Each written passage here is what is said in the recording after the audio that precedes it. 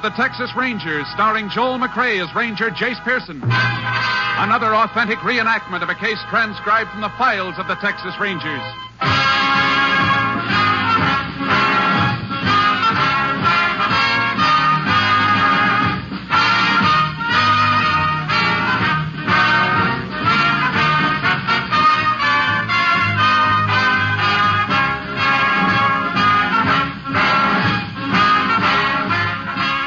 Names, dates, and places in the following story are fictitious for obvious reasons.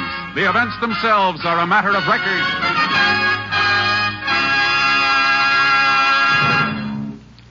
Friends, every day, Monday through Friday, there's top entertainment all day long when you set your radio dial to NBC. Listen for Double or Nothing, and you'll hear one of radio's funniest quiz shows. Walter O'Keefe consistently comes up with great comedy entertainment Monday through Friday on Double or Nothing. Listen and you'll agree. And then there's the program with a heart, Strike It Rich. The grand entertainment that Warren Hull brings you every day on Strike It Rich is just what the doctor ordered if you suffer from the housework blues. And from Chicago, Tommy Bartlett brings you Welcome Travelers, interviews with the many interesting guests who each day pass through the Windy City. And for more fun, listen for Bob and Ray, those two zany comics. Then, of course, there's Music and Charm with Dave Garroway. So remember, every day, Monday through Friday, chase your blues away with the wonderful daytime programs on this station of the NBC Radio Network. Now, here's today's Tales of the Texas Rangers.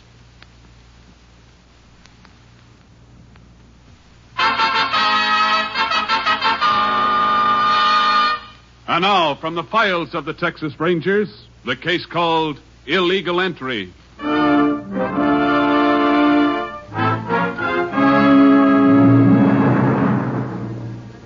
It is 10:30 on a night late in August, 1940.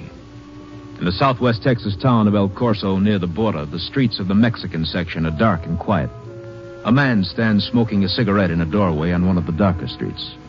When he hears steps approaching, he throws his cigarette away. Hey, senor. Si? I want to ask you something. Si? What is it? You know some people named Gomez live on the street? Senor, on this street there are maybe 10 Gomez families. Which one you mean? They're supposed to live at number 624. I couldn't find the house. Well, this is no surprise. The house numbers, they go only to 500. This can't be. Here, look, it's written on this piece of paper, 624. It's too dark. I cannot see the paper. Can you see this knife? Guide. You make one move, you never move again. What do you want? Your money, give it to me, all of it. I got no money. Give it to me. I say I got no money. If I got money, you're not going to get it. Oh, you dirty... I'll kill you. Give me that knife. See, I give it to you. My arm. I'll kill you. Help! Help! Shut up. Help, thief! Come back here! Stop him! Stop this thief! There he goes around the corner! He's going up the stairs! ¿Qué pasa aquí? What is all Shut this? up, you. Get back in that room. What? Shut up, or I slit your throat. Sí, You all alone here? sí, señor. What do you want? Where's that door lead to? Out the back? Come on. We go out. No, señor. You want me to use this knife on you? Señor, I... Come on, I say. Wait a minute. This pocketbook on the table. You got money in there? Señor, please. Is my paper the whole way, Cállate. please? See, this is better. Now we go down. Oh, no. Go on, go down. And remember, the knife and me will right behind you. Come on, hurry. Get good and faster. Come here. Now look, we're going out to the street. Anybody that stop us, we're just out for a walk. You hear that? Sí, señor. Now, put your arm through mine. The knife. See? And if you tip off anybody, I push that knife right through you. Now, come on. Walk. This way. To the right. Where are you taking me? Shut up and walk. Faster. Come on, faster.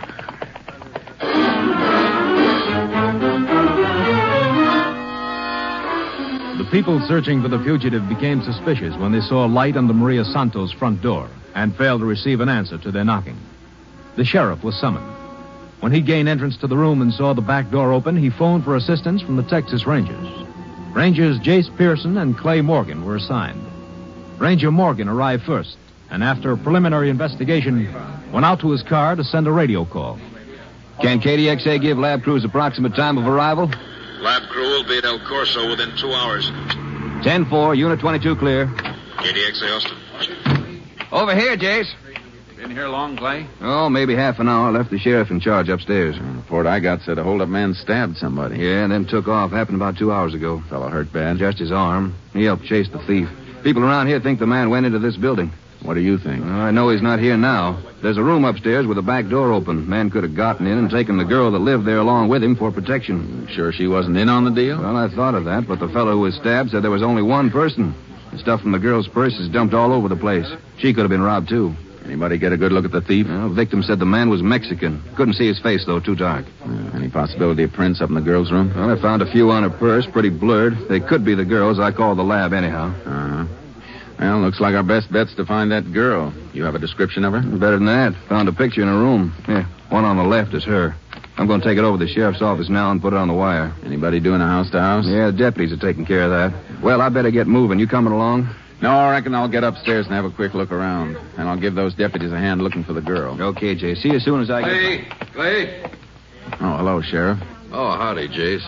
You're just in time. All right, what's up? My deputy called. They've located Maria Santos. She all right? I don't know. My men found her in a boxcar down at the freight yards.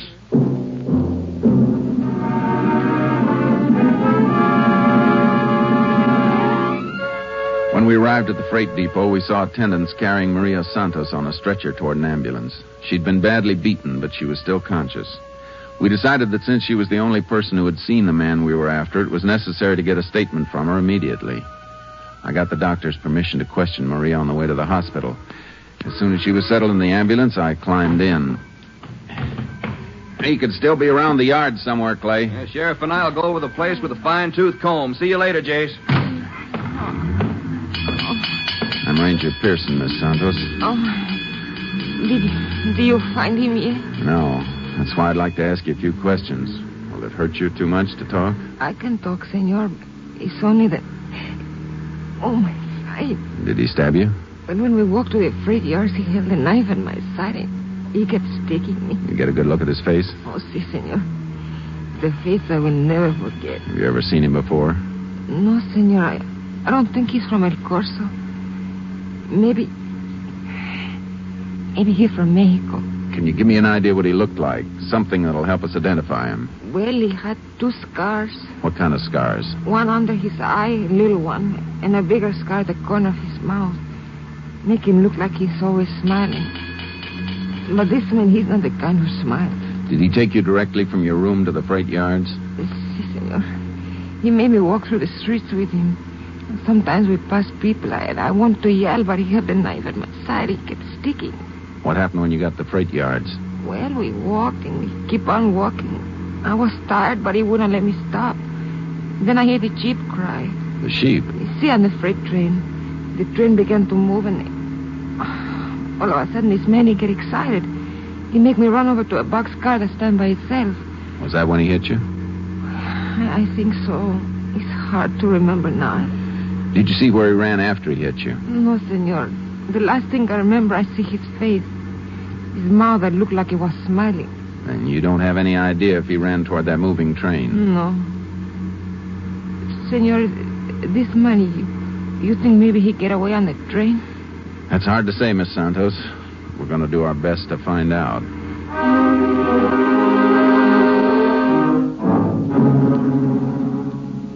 As soon as we reached the hospital, I got a ride back to the freight yards. Our man had not been found. I figured it was more than an even chance he had escaped on the freight train Maria described. I checked with the trainmaster. He informed me that a train carrying sheep had left several hours before. It was a slow freight due in Lubbock at noon the next day. I picked up Clay and we headed north on the highway, which paralleled the railroad tracks. Ought to be catching up with the train pretty soon, Jace. Uh-huh. What do you figure on doing when we come alongside? Not much we can do till it's light. I was thinking about that. If we try to stop the train now, he might get away in the dark, but it won't be light for over an hour. Yeah, no. Hey, bet that's it up ahead. Aren't those caboose lights? Looks like him. She's not moving very fast. Gives you a funny feeling knowing our man might be riding that baby. Wish we could be sure, though. I got a hunch he had a train getaway in mind when he took the girl down to the freight yards in El Corso. What are we going to do, drive alongside the train till daylight? That's too risky. If he is aboard and happens to spot us, he'll get suspicious and skip. Be better if we stop someplace up ahead and wait for him. Got any ideas? Not yet. Get the map out of the glove compartment, will you, Clay? Yeah. What do you want to know? See if you can locate the next station the train's due to pass through. Let's see. Yeah, nearest town from here would be Hamlet, about 12 miles up ahead. 12 miles. That won't give us too much time. Anything north of that? Not for 40 miles. Well, then it'll have to be Hamlet. What do you have in mind? We'll need some advice about the best place to have the train stopped. We've got to get word to the engineer and warn him what's going to happen. Unit 10 to KTXA. KTXA to Unit 10. Go ahead, Unit 10. This unit now alongside northbound freight train number 24, positioned 12 miles south of Hamlet.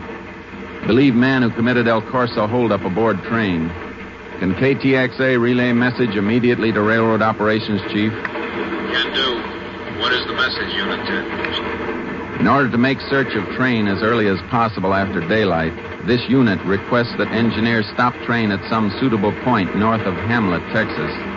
Suggest unpopulated open area to be selected to reduce chance of fugitives' escape. 10-4. This unit will check with Hamlet station master to learn if message was received in time for him to deliver it to train. 10-4. Unit 10, clear. KTXA, Austin. Now, there's the engine, Jace. Sure is a straining up that hill. Yeah, let's hope it keeps on moving slow. A lot of things have to happen before that train passes through Hamlet.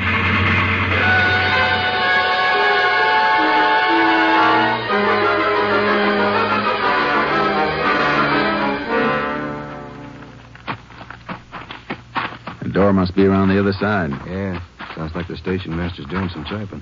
Could be the message for that freight. If he doesn't type any faster than that, the train will be in Lubbock before he finishes. Howdy, gents. Hey, you must be them Rangers want to have 24 stop. That's right. Just got the message in on the ticker here. Typing it up now. And don't let us disturb you. Oh, you ain't disturbing me. Not a bit. As long as I've been here, I learned how to type pretty good. And talk same time. Uh-huh. Gonna have the engineer stop 24 up at Twin Forks Junction. If that's all right with you fellas. How far is that from here?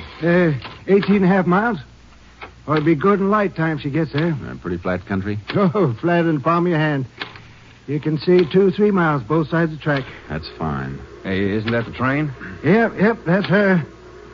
Yeah, right on time, too. Well, you sure you're going to finish that message before it gets here? Why, sure.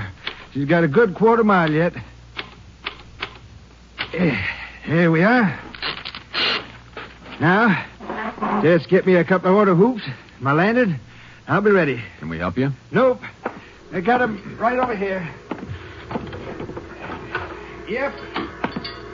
Say, understand there's some kind of criminal on that train. We think so. I don't want to rush you, but that train sounds pretty close. Now, don't you worry, Ranger. She's only down by the first switch. Got plenty of time. Old Steve Dillon and his conductor will have their arms through those hoops just when they're supposed to. You Rangers want to come out on the platform with me? Yeah, we'll come along, but we'll have to stay out of sight in case our man happens to be watching. Sure. You can stand right behind these posts here. Thanks. Can't nobody see from the train behind these here posts. Be back in a minute or two, Rangers. Boy, the way he was moving, I was sure he wouldn't make it. I reckon when you've been at this as long as he has, you get pretty good at timing.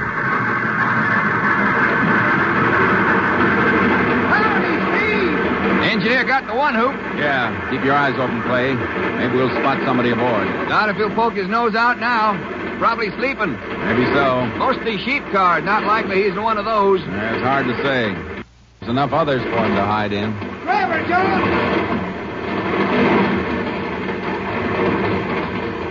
Well, they got the message, Rangers. Reckon the rest is up to you. Thanks.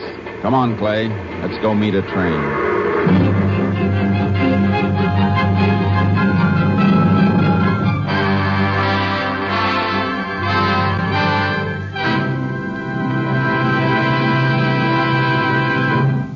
In just a moment, we will continue with Tales of the Texas Rangers, starring Joel McCrea as Ranger Jace Pearson. Have you ever seen lightning strike? Then you know how cerebral palsy strikes, swiftly, crazily, without warning. And it could happen to you or to your child. If you should be stricken as a result of an accident or shock or illness, you'd need costly and highly specialized care. But would that care be available? It's shocking but true that right now 92 out of every 100 who suffer from cerebral palsy must go without that necessary care because there just aren't enough facilities. Think of it, hundreds of thousands of people suffering needlessly when they could be helped.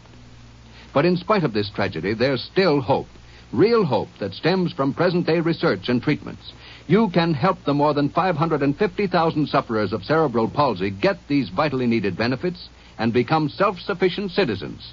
Send your contributions to United Cerebral Palsy, care of your local postmaster. Forget them not. And now the second act of Tales of the Texas Rangers.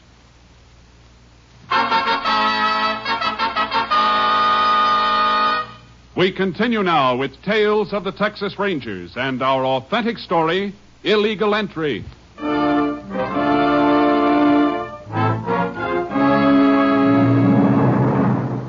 We drove toward Twin Forks Junction, where the train was due to stop. On the way, we radioed headquarters and asked for some officers from the nearest town to assist us. 4 of them were waiting when we arrived just past daybreak at the junction. As I gave the men last-minute instructions, the train was visible in the distance. We don't have much time, men, so we better get moving. Constable, you take a man and head down the track. Work from the caboose forward as soon as the train stops. Right, Jay. You other 2 men cross the track. When the train stops, split up and work from the middle toward both ends. Okay. If you spot him, sing out. Yeah. Reckon we better get the rifles, Jace, just in case he makes a break across that flatland. Yeah. Sure hope he hasn't jumped off somewhere along the line. If he got on, I don't think he jumped. He doesn't know we're on his trail. I guess you're right at that. He'd be anxious to get as far as he could from El Corso. Hey, here she comes. We better get over and signal the engineer exactly where we want him to stop. Seems like he's going pretty fast. Reckon that old station master got the message mixed up? Don't think so. She's starting to slow down now. Yeah.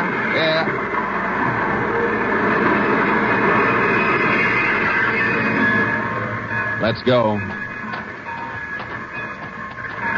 Want to try this boxcar first? Uh-huh. All right. Not in here.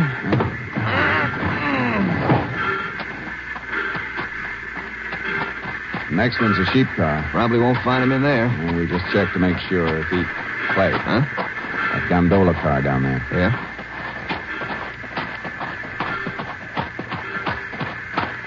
See? Somebody poked his head over the side. Just for a second. Come on, we know you're in there. Come on out. Sure you saw him? Hold this rifle. I'm going up and get him. Right. I'll keep it covered, Jace. Watch yourself. Okay, you. Come on, get up and get out of that corner. I said come on. Drop that knife. Let me go. Let me go. I said drop that knife. That's better. Now I'll take it. My shoulder. Come on, get out of this car. Move. Okay, up over the side. All right. You all right, Jake? Yeah. What you want from me? I didn't do nothing. Yeah, looks like the boy we want, Jace. Uh-huh. Those 2 scars on his face. Check with the description. Tell the engineer to go ahead, Clay. Sure. Okay, we've got him. What's your name? I didn't do nothing. What do you want me for? What's your name? Jose Lagura. You're under arrest, Jose. ¿Por qué? For robbery, assault, and kidnapping. Come on. I don't go nowhere. You hear? Grab him, Jake. Grab him. Yeah. You don't get me. Put the cuffs on him, Clay. You got the wrong man, senor. I didn't do nothing. Maybe not. A couple of people saw you last night. Could be you'll change your tune when they see you again. Come on.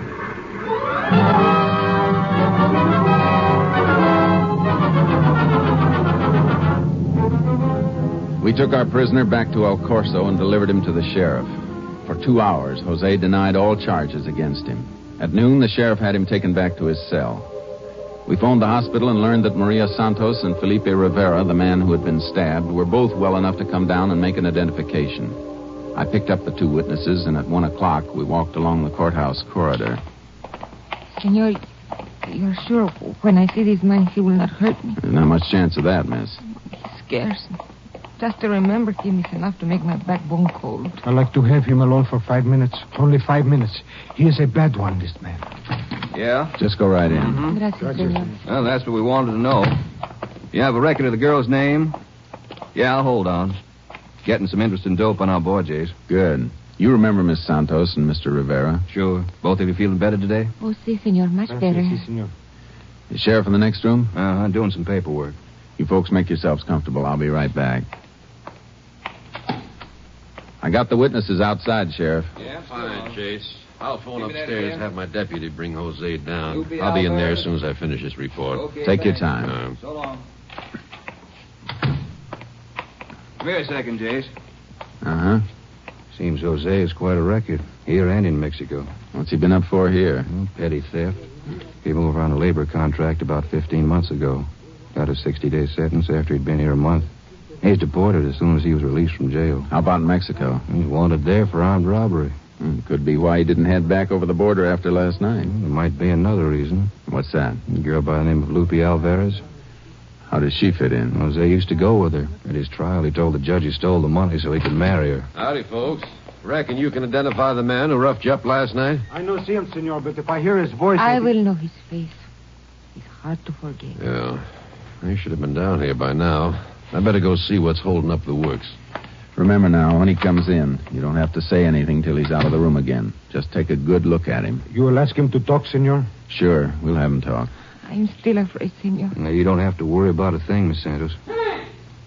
What's that? Sounds like the sheriff's calling us. Come on. Yeah. Where are you, Sheriff? Up here on the steps. Right up here. Holy, it's the deputy. What happened, Sheriff? He's been slugged and his gun's gone. Jose's gotten away. We sent out an all-points bulletin on Jose. Then we started combing the town for him. He had disappeared without leaving a trace. We decided that Lupe Alvarez, the girl whose name appeared on Jose's record, might possibly give us a lead. Following day, we checked her home in Laredo. An aunt told us that Lupe and her family were in North Texas picking cotton. Could be found on a farm outside Middle River. On the afternoon of the next day, we arrived at the farm. Lupe was out in the fields, but the foreman pointed out her mother, lugging a sack of cotton toward the scales. See, I am Rosa Alvarez. You excuse, I'm so out of breath, but it's hard work to carry the cotton. We'd like to talk to you about your daughter, Mrs. Alvarez. Oh, Lupe? Lupe has done nothing, senorita. We know that. We're trying to find a friend of hers, Jose Lagura. Oh, this one. He is no friend of Lupe. Didn't you used to go with him? No, senor. Oh, once Lupe, she go out with Jose. Oh, but she do not like him. Jose, he's crazy for her. He run after her. He make Lupe afraid. He's a bad one, this Jose. Has Lupe heard from him recently? No, senor. Lupe, she does not even know he's back from Mexico. How'd you know he was back? Why should I not know, senor? He was here only a few hours ago. What? See, when I bring the load of cotton before this one, Jose, he stand by the scale. He look like crazy, man. He see me, he ask me where Lupe is. You tell him? Me tell Jose where Lupe is? No, senor. I lie to him. I say Lupe is in town today. Do you know where Jose went? See, first he tried to borrow money from me. When I say no, he go to Juan, the boy who drive one of the trucks to the cotton gin. He asked Juan for a ride into town. Did he take him? See, Juan, he does not like Jose, but he's a nice boy. He take Jose with him. Juan come back yet? No, senor. Many trucks come to the cotton gin. Sometimes Juan have to wait 6 to 8 hours. Maybe he's still there. Thanks. Please, senores, if you find Jose, you will not tell him where Lupe is. He will make trouble for her. Don't worry, Senora. If we find Jose, we're going to see he doesn't make trouble for anybody. Not for a long while.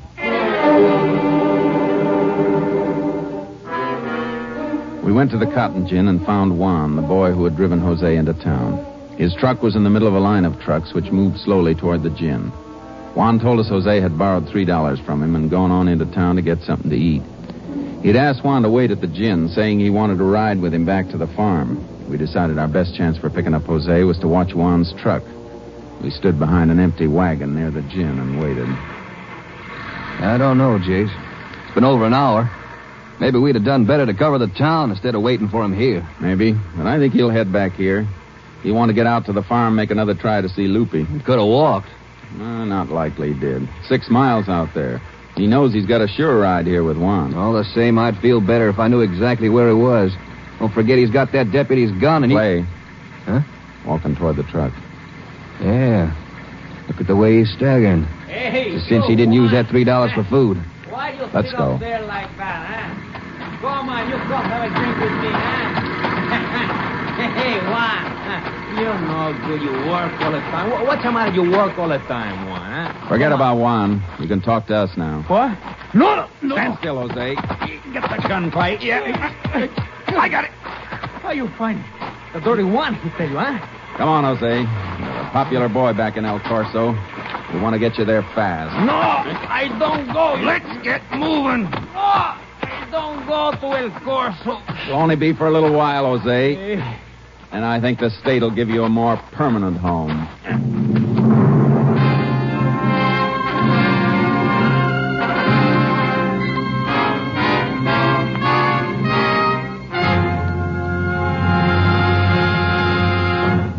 In just a moment, we will tell you the results of the case you have just heard.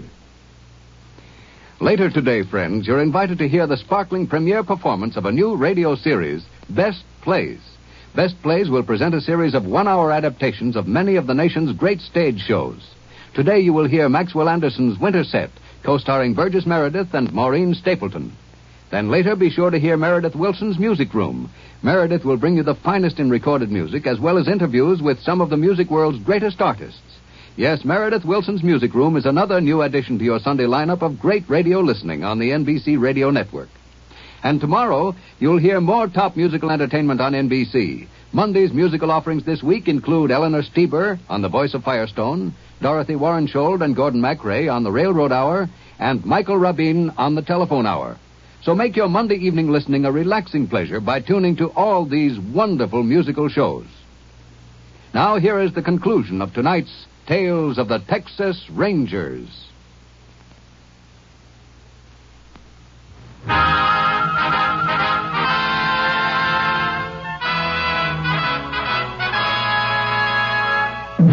And now, here are the results of the case you have just heard. Jose Laguro was tried and convicted on counts of armed robbery, felonious assault, and kidnapping. He was sentenced to 23 years in the state prison at Richmond, Texas. The Mexican government requested that upon his release, he be sent to Mexico to serve sentence for crimes committed in that country. Next week, Joel McRae in another authentic reenactment of a case from the files of the Texas Rangers.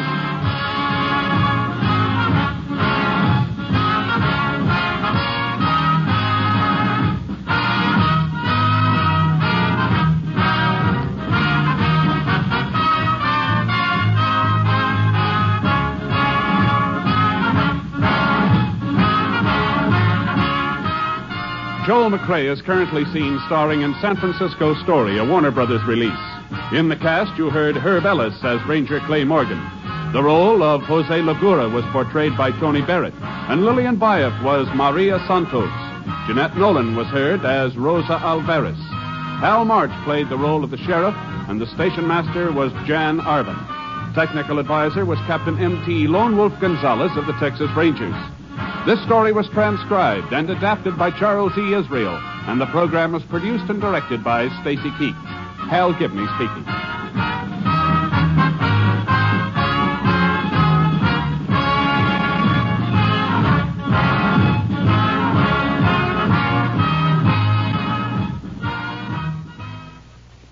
Tonight, The Chase brings you more adventure on NBC.